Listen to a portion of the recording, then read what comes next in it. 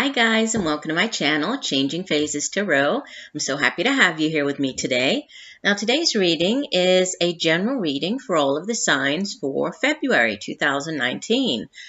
For the reading, I will be using the Crystal Visions Tarot deck. If I need to clarify anything, I will use the Zillich Tarot.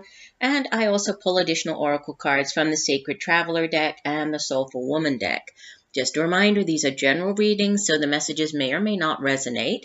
The only way to get a truly personalized reading would be to order a private reading from me. If you're interested, all of the information can be found in the description box below this video.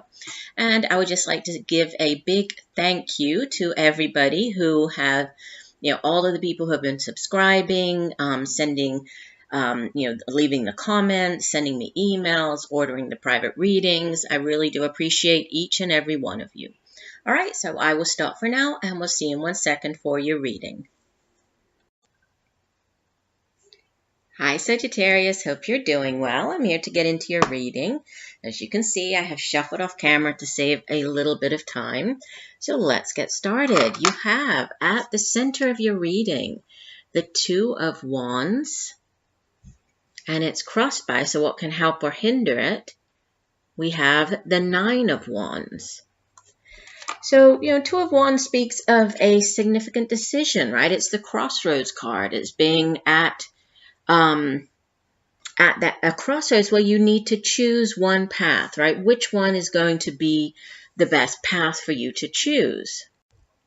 And it's actually quite an empowering energy, the Two of Wands, because it really speaks of you being this trailblazer, right? You having the choice, you taking the reins and deciding, okay, which path is the right path for me? So it is a very, a very self-assured energy. It's also this sort of authoritative, taking matters into your own hands.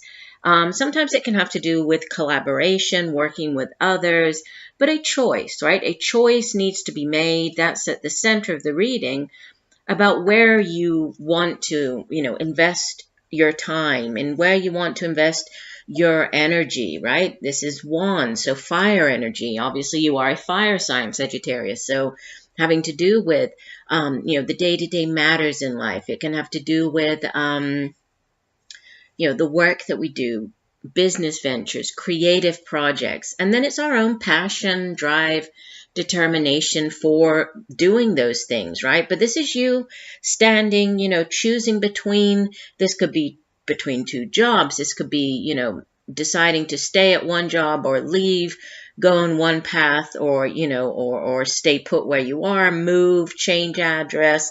It's going to work out differently for everybody, but there's a significant decision here, but you are very much in control.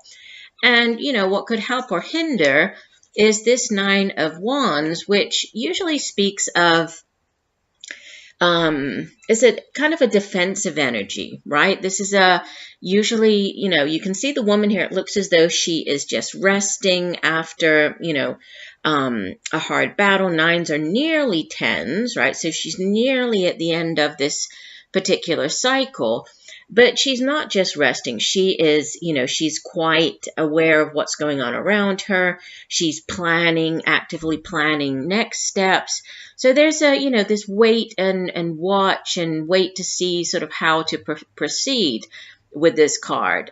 So you could be, be this decision that has to be made. It doesn't have to be, you're on the defensive. It could be more, you're taking this time to kind of weigh things up, think about, what is going to be the best thing for you, which path is the best path for you. And it's, it's a very determined energy, right? The Nine of Wands, it's about, there might be one last obstacle that you have to kind of go up against or face, but you have the strength and determination to, to go up against whatever it is. You have the, the mental and the, that inner strength to deal with whatever this choice is. At the foundation, you have the King of Pentacles, and you do have, let me look here. No, you have a couple of court cards. in your reading. So this sits in the foundation, in the deep past. So this could be a person, right? When we have court cards appear in a reading, they can be people playing a significant role.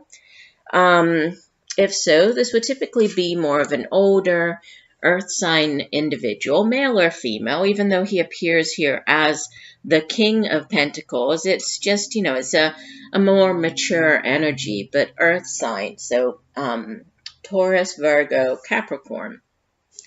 And he is, the ultimate in his suit. He's mastered his suit. And the suit of Pentacles deals with the tangible things here in the material realm. So, material possessions, resources, finances, financial stability and abundance. It can have to do with the work that you do, the money that you earn, your home, your family. And he is very financially secure. He knows how to make money. He knows how to invest his money, how to hold on to his money. So he's a very sturdy, a very practical, but dependable energy.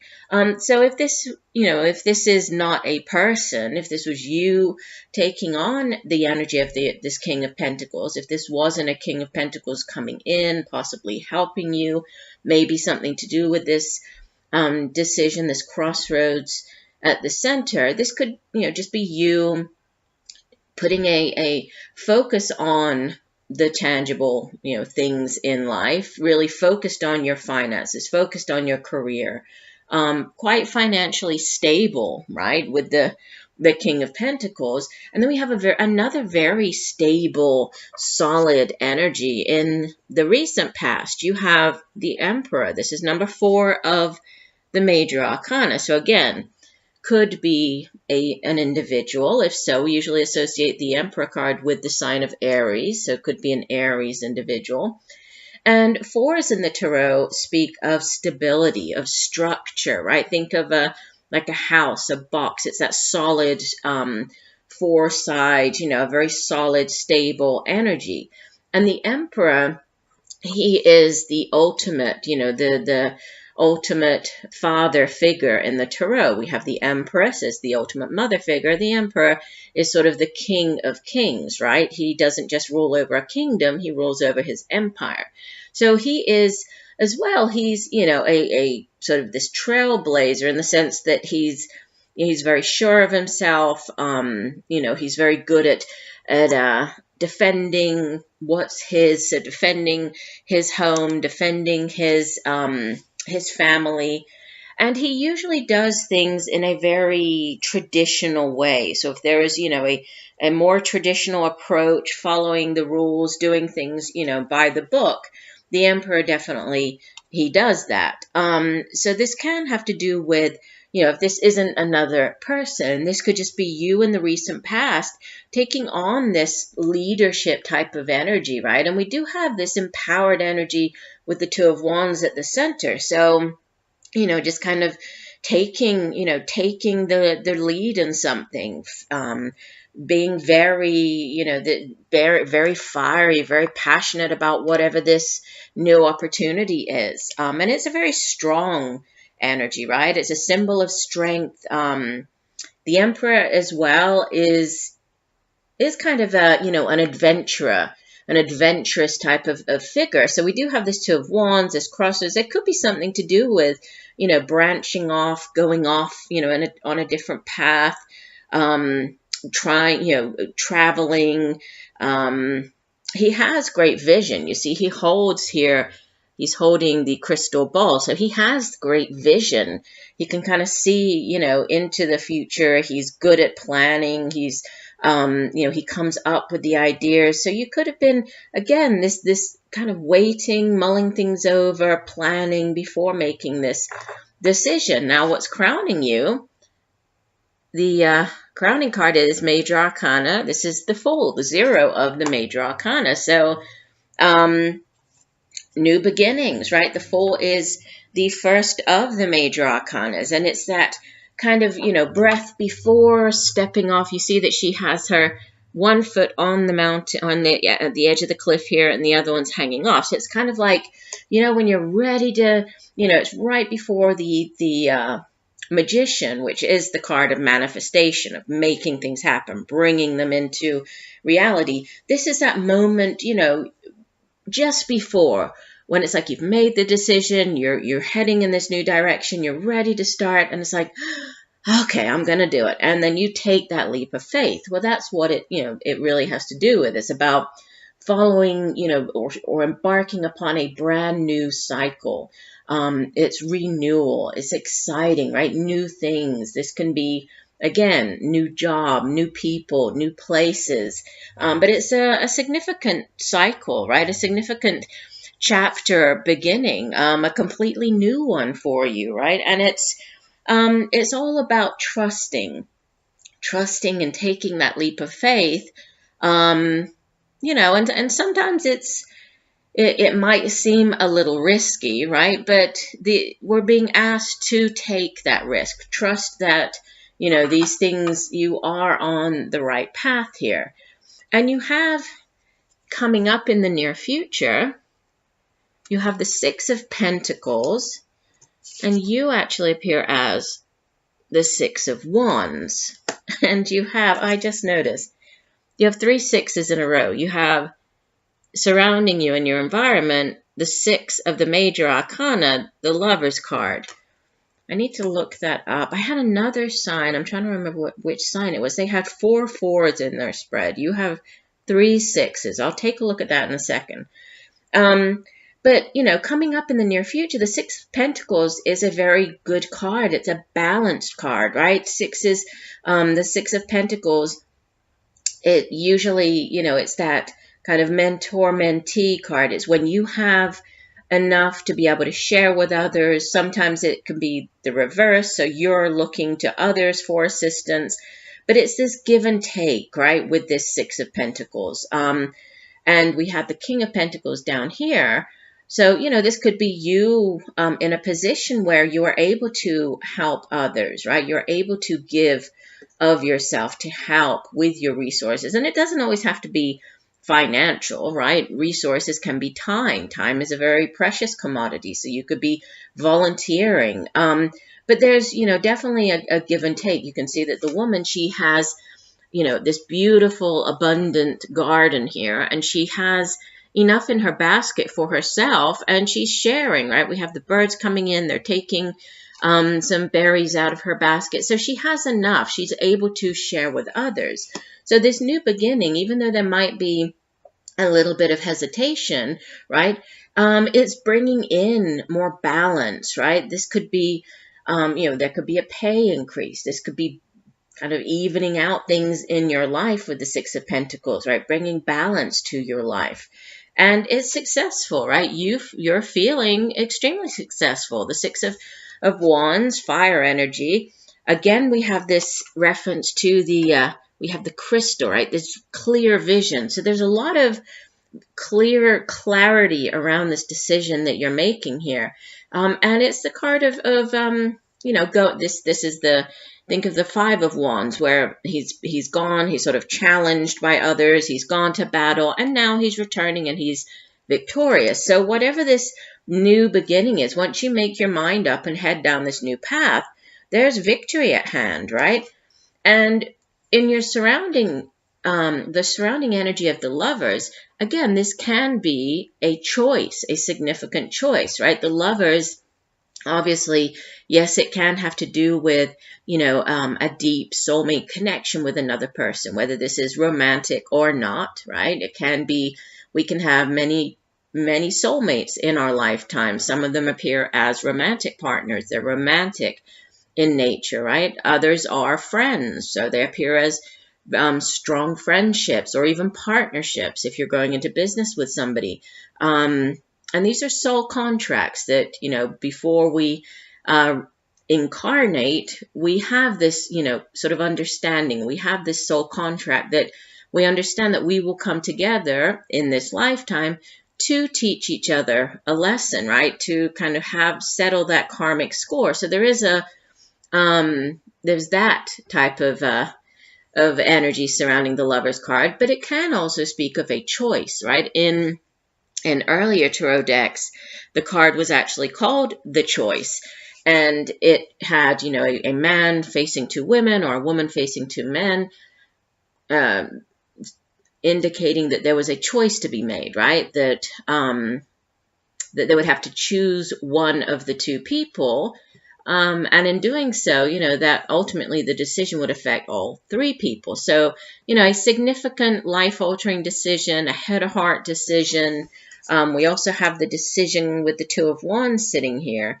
So there could be this, decision again, kind of around you with the Lover's card. If not, this could be an individual, right? There could be this relationship coming in. We're into sort of the last couple of weeks of the month here. And you have, as your hopes and fears, the Eight of Cups.